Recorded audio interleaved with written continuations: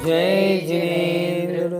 यस्य स्वयं स्वभावाप्ति प्रभावे कृष्ण कर्मणः तस्मै संज्ञान रूपाय नमोस्तु परमात्मने। पंच परमेष्ठी भगवान की जय। शिष्य ने फिर प्रश्न किया, हे भगवान, हे गुरुदेव, क्या गुरु मिल जाए तो गुरु मिल जाने पर ज्ञान आ ही जाता है या नहीं भी आता? तो आचार्य ने श्लोक नंबर 35 लिखा, देखें। नाज्ञो विज्ञत्वमायाति विज्ञो नाज्ञत्वमृच्छति निमित्तमात्रमन्यस्तु गतिर्धर्मास्ति कायवत्। संधि विच्छेद। न अज्ञो विज्ञत्वम आयाति। अज्ञो माने अज्ञानी, विज्ञत्वम माने ज्ञानी पने को, न आयाति प्राप्त नहीं होता।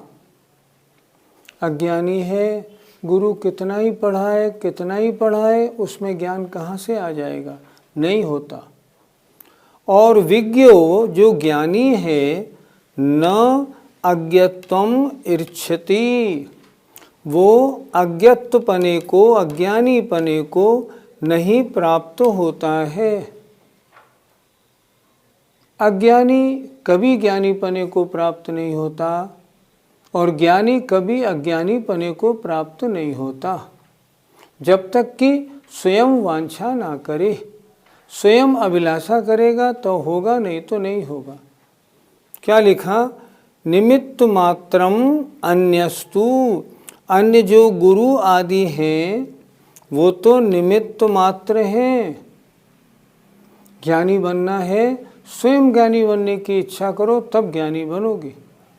तो अन्य तो निमित्त मात्र हैं, जैसे गते हैं चलने में धर्मास्तिकाय की तरह। जैसे जब भी चलते हैं जीव और पुद्गल तो धर्मास्तिकाय या धर्मद्रव्य चलने में उदासीन रूप से सहायता करता है। उसी तरह जो गुरु आदिक हैं, जो पुस्तक आदिक हैं, ये तो निमित्त मात्र हैं। जो ज्ञानी बनना चाहेगा तभी ज्ञानी बनेगा, नहीं तो नहीं।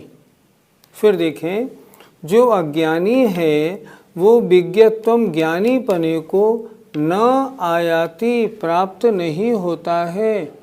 उसके कुछ समझ में ही नहीं आएगी।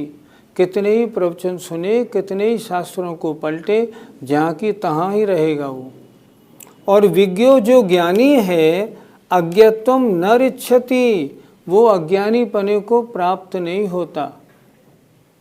अगर ऐसे शास्त्र मिलते हैं जिन शास्त्रों में आगम के अनुसार नहीं, आगम से हटकर भी कोई प्रवचन दिया है, ज्ञानी कहता है नहीं, ये पंक्तियाँ ठीक नहीं, ये गलत है, आगम के अनुसार नहीं है, वो ज्ञानी जो है ना, अज्ञानी पने को प्राप्त नहीं होता। अन्य जितनी भी वस्तुएं हैं ये तो निमित्त मात्र हैं। जैसे धर्मास्तिकाय चलने में निमित्त है, इसी प्रकार गुरु पुस्तक आदि तो ये ज्ञान कराने में निमित्त है। ज्ञान स्वयं करेगा तब ज्ञान होगा, अन्यथा नहीं।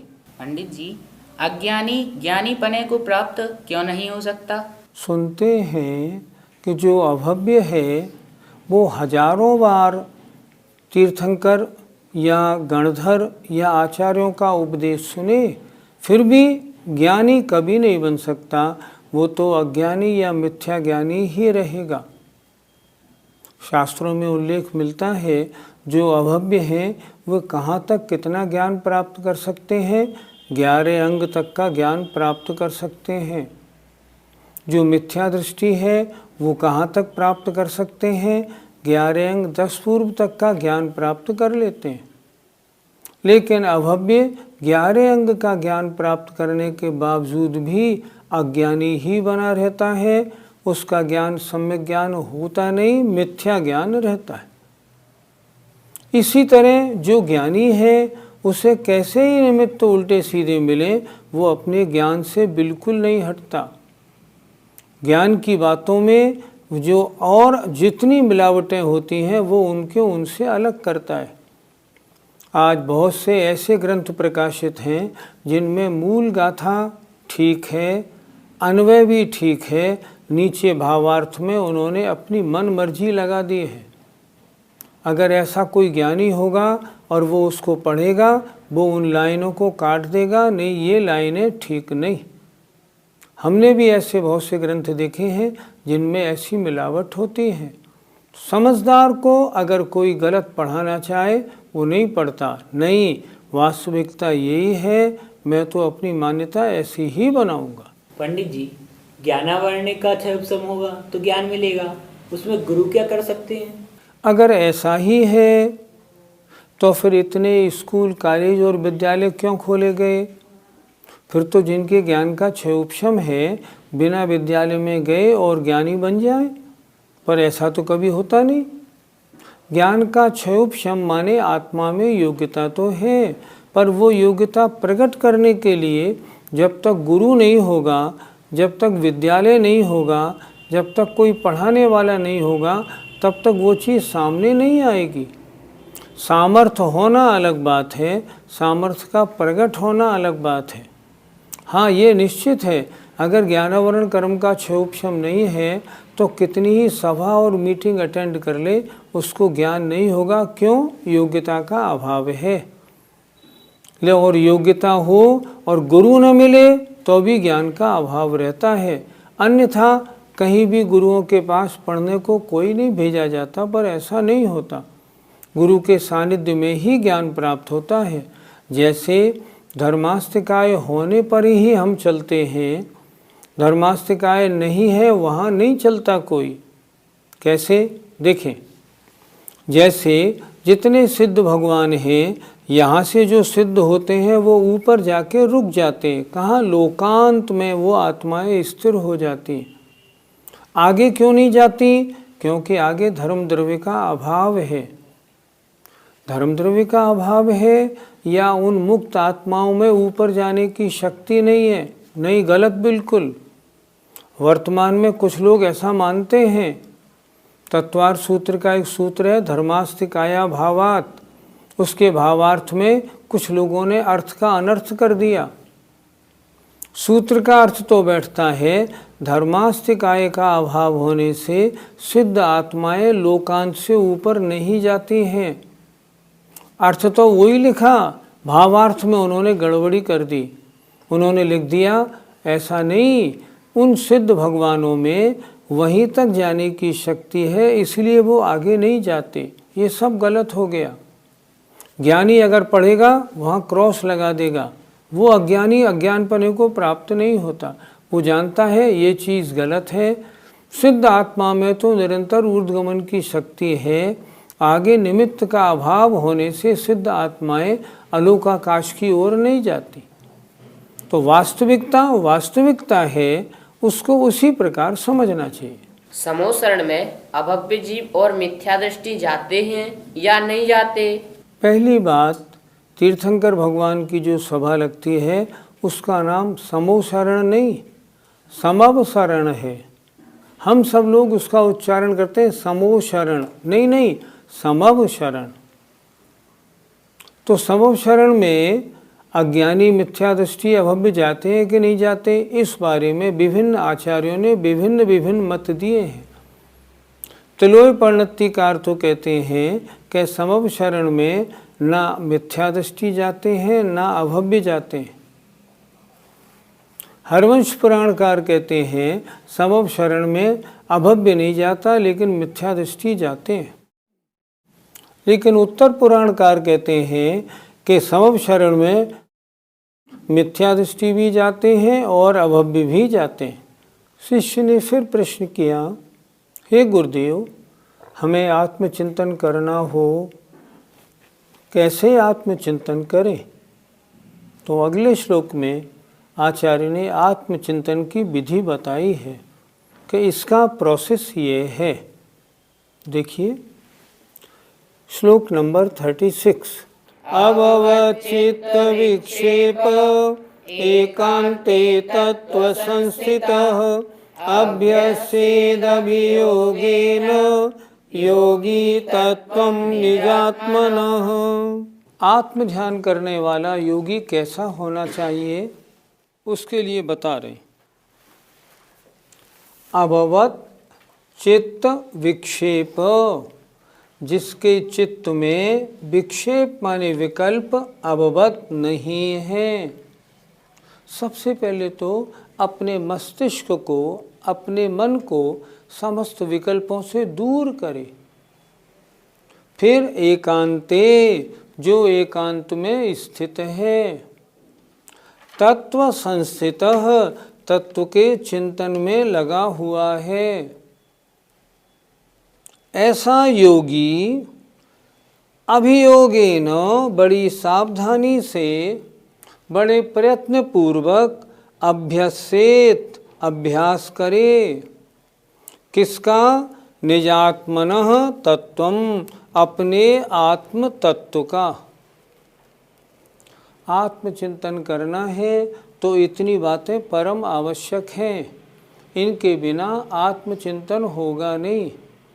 अगर आपके चित्त में, आपके मन में विकल्प हैं, आत्मचिंतन कैसे हो पाएगा? नहीं होगा।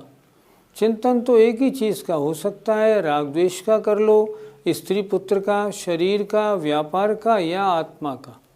अगर आत्मचिंतन करना है तो अपने चित्त को समस्त विकल्पों से अवगत नहीं है, अर्थात दूर करें।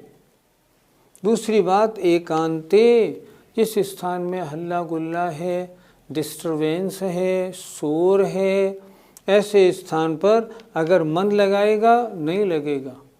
इसलिए एकांत स्थान चाहिए।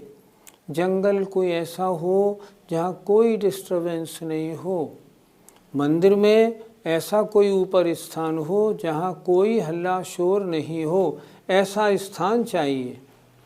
और तत्व संस्थितः, तत्व में स्थित हो, अर्थात तत्वों के चिंतन करने वाला हो, जिसको 7 तत्वों का, आत्म तत्व का स्वरूप अच्छी प्रकार आता हो। और ऐसा योगी, आचार्य क्या लिख रहे हैं? योगी होगा तब वह आत्म तत्व को जानेगा, गृहस्थी नहीं। इसलिए गृहस्थ को नहीं लिखा उन्होंने, योगी शब्द लिखा। योगी माने दिगंबर साधु। ऐसा दिगंबर साधु अभ्यसेत अभियोगेन, अभियोगेन बड़ी सावधानी से, बड़े प्रयत्न पूर्वक, मन में अगर कोई विकल्प आए उस विकल्प को हटाए। ये विकल्प का समय नहीं, ये आत्मचिंतन का समय है, बाकी सब बात बाद में। किसी ने मुझसे कोई शंका पूछी थी, उसका उत्तर मैं तलाश करूं? नहीं, अभी नहीं, अभी तो आत्म तत्व को खोजना है। ऐसे अभियोगेनो, बड़ी सावधानी से, बड़े प्रयत्न पूर्वक क्या करे? अभ्यास करे। ऐसा योगी अपने आत्म तत्व का। इतनी सारी बातें मिलेंगी तब तो आत्मचिंतन हो पाएगा, नहीं तो नहीं हो पाएगा। इसलिए इतने सारे सब जितनी बातें बताई हैं, इनको मिला के वे मुनिराज आत्मा का चिंतन करते हैं। पंडित जी, आत्मचिंतन के लिए निर्विकल्प होना क्यों आवश्यक है? आत्मा एक ही चिंतन कर सकता है, या तो स्त्री पुत्र और व्यापार का चिंतन करे, और या आत्मा का चिंतन करे। निर्णय करे मैं यहाँ क्यों बैठा हूँ आत्मचिंतन के लिए, तो अन्य विकल्पों को बिल्कुल हटा दे। उन्होंने लिखा है द्रव्य संग्रह में, माँ मुज्जय, माँ रज्जय, माँ दुस्सय, इट्ठ निट्ठ अट्ठेसु, थिर मिच्छय जय चित्तम, विचित्त झाणप्प सिद्धिये। यदि तुम तरह तरह के ध्यान की सिद्धि के लिए अपने मन को स्थिर करना चाहते हो तो क्या करें? माँ मुझ्जय, किसी वस्तु में उस समय मोह मत करो। ये मेरा है, ये तेरा है, नहीं, मोह नहीं। माँ रज्जय, राग मत करो। मेरा बेटा आने वाला है, आएगा आज 1 घंटे में, बहुत आनंद आएगा, नहीं, सोचो मत। राग मत करो, किसी भी इष्ट अनिष्ट वस्तु में राग मत करो। मातुस्सय द्वेष भी मत करो। अर्थात राग, द्वेष और मोह तीनों को छोड़कर तब आत्मचिंतन बनेगा। अगर मन आपका इसमें उलझा है, आत्मचिंतन का कोई सवाल नहीं, कुछ भी नहीं हो पाएगा। इसलिए उन्होंने कहा है, हे योगी, अगर तुम आत्मध्यान करना चाहते हो, सबसे पहले अपने मन को निर्विकल्प बनाओ, अन्य कोई विकल्प इष्ट अनिष्ट वस्तुओं का मत आने दो। पंडित जी, आचार्य ने तत्व संस्था क्यों लिखा है? यदि आत्म तत्व का अच्छी प्रकार परिचय नहीं है तो आत्म तत्व का ज्ञान, उसका चिंतन कैसे करेगा? जो तत्व में स्थित है, तत्व का ज्ञानी है, तत्व में डूबा हुआ है। पंडित पन्नालाल जी सागर वाले कहते थे, जिस व्यक्ति ने समय सार नहीं पढ़ा, मैं अच्छी प्रकार कहता हूँ, उसे भेद विज्ञान ढंग से नहीं हो सकता। क्यों नहीं हो सकता? समय सार में आचार्य कुंद महाराज ने कितनी अच्छी तरह निज और पर के भेद विज्ञान की बात की है। तो अपने आत्म तत्व के जानने में अच्छी प्रकार स्थित होना चाहिए। मेरा स्वरूप ऐसा है। अरस मरुवम गंधम अवत्तम चेदना गुणमसद्दम जान अलिंग गहणम जीव मणिदिष्ट संठाणम। मेरा आत्मा कैसा है, इसका परिचय तो हो। मेरा आत्मा रसवान नहीं, रूपवान नहीं, गंधवान नहीं, स्पर्शन इंद्रिय जन्य भी नहीं। और कैसा है? चैतन्य गुण वाला है, शब्द भी नहीं है और किसी चिन्ह से पहचानने में नहीं आता। जब तक इस प्रकार आत्म तत्व का अच्छी प्रकार परिचय नहीं होगा, तब उसमें स्थित कैसे होगा, उसमें डुबकी कैसे लगाएगा? जीव के बारे में कितनी अच्छी तरह समझाया है द्रव्य संग्रह में। जीव को 9 तरह से समझाया है, अपनी आत्मा को समझो। आपको पहले द्रव्य संग्रह पढ़ाया था, आपको ध्यान में होगा, पहले की जो 14 गाथाएं हैं, आत्मा का कितना अच्छा परिचय कराती हैं। जीवो उबोगमो आमुत्ति कत्ता सदेह परिमाणो भूता संसारथो सिद्धो सो विश्व सो ढगई। इन सब प्रकार से आत्म तत्व में स्थित होकर अपनी आत्मा का चिंतन करेगा, तब तो ध्यान बनेगा। अगर इतना अच्छा उसे परिचय नहीं होगा तो मन कैसे लगाएगा? इसलिए लिखा उन्होंने तत्व संस्थितः।